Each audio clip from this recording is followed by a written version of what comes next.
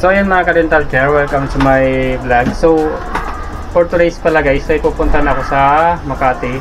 So yung ang gagawin ko doon, mag-i-install lang ako ng ultrasonic scaler na bago. So may existing ng scaler yung dental chair ni Doc. So nagpalit lang siyang hose saka handpiece. So yun lang yung i-install ko. So yun lang, samahan nyo ako.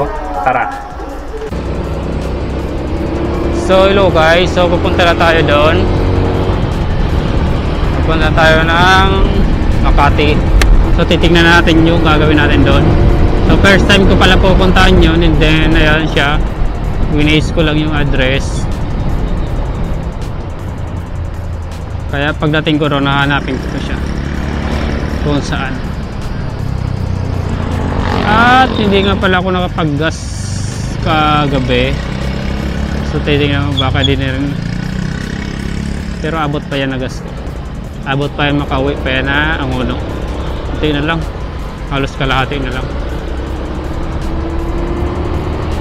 Dati kasi araw-araw ako nagagas pag uwi ko galing work. So pagdating ko rin sa Angono, nagagas ako agad.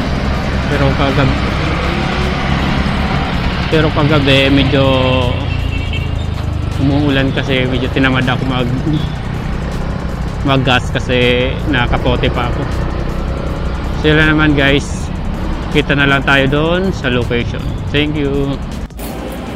So yun na guys, nandito na pala tayo sa clinic. So ayan na, so pasok na tayo and antay-antay lang natin kasi mayroon pang 2 patient na tatapusin bago ako makagawa and ma-install yung scaler. So yun lang, mabilis lang naman guys. So ito pala yung i-install ko. Ayan yung high speed niya and handpiece ng scaler. So ayan, bago siya. Then yung hose, ayan yung hose sa gilid. Ayan. So maganda naman yung scaler na to, LED na yan. So ayan na siya.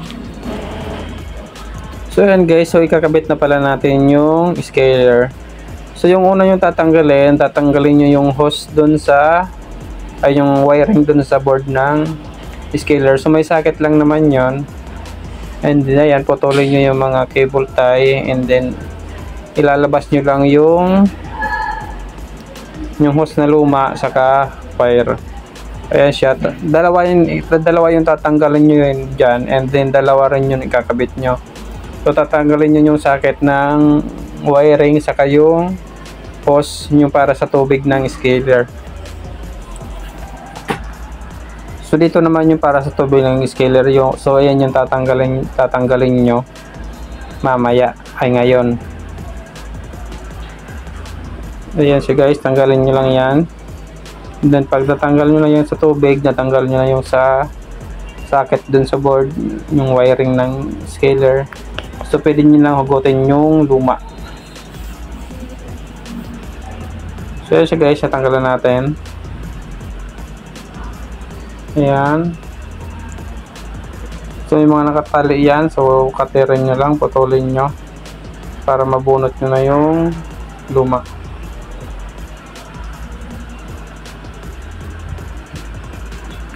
And then ito yung kakabit natin, kunin natin yung hose.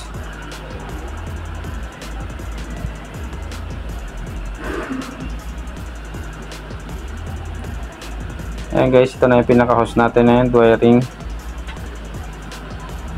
Ayan, bunutin nyo na yan kasi sira na yan. So naging problema pala nito, sira yung wiring niya sa loob. So marirepair pa naman sana ito.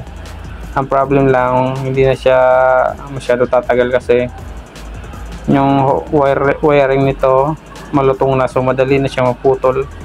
Kaya naging problema, walang vibration, and then minsan may vibrate, minsan wala. So ganun yung nagiging problem niya. Ito na, ikakabit na natin yung bagong wiring sa hose. Yan, tapos ilulusot na natin dito. Ilusot nyo lang dyan guys. So kasya yan dyan.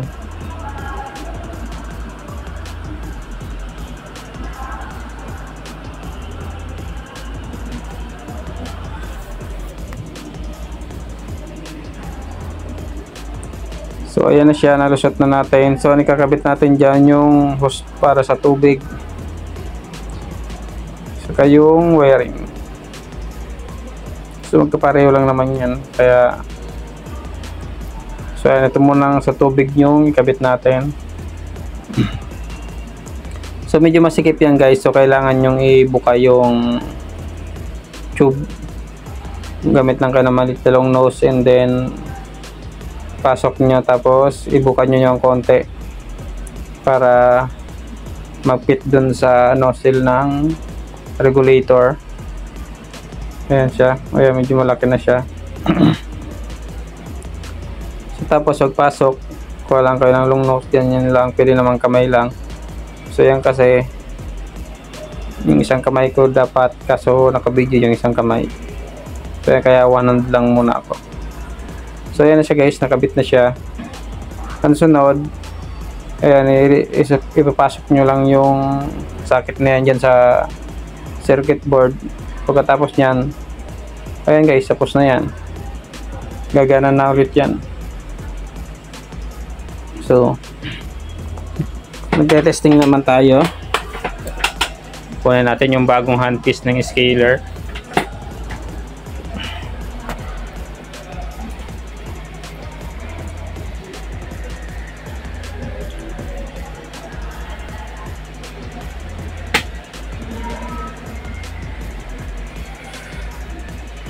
Ayan siya guys, ikabit na natin yung bagong handpiece ng scaler.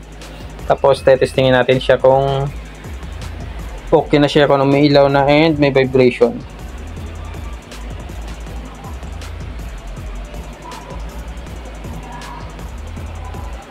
So hindi lang maririnig dito yung vibration, kasi hindi ko alam kung ano naging problema, nawala ng audio yung aking GoPro, kaya walang sound to. Pero okay na yung vibration niya.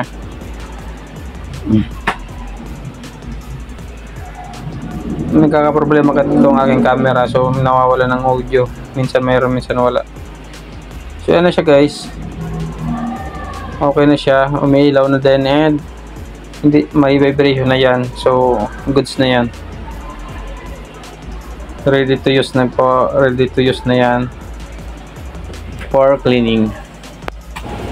So yun guys, so tapos na to guys, okay na yung vibration niya, may ilaw na. So tapos na tayo dito, i-close natin to, and don't forget to subscribe my YouTube channel and like and share my Facebook page.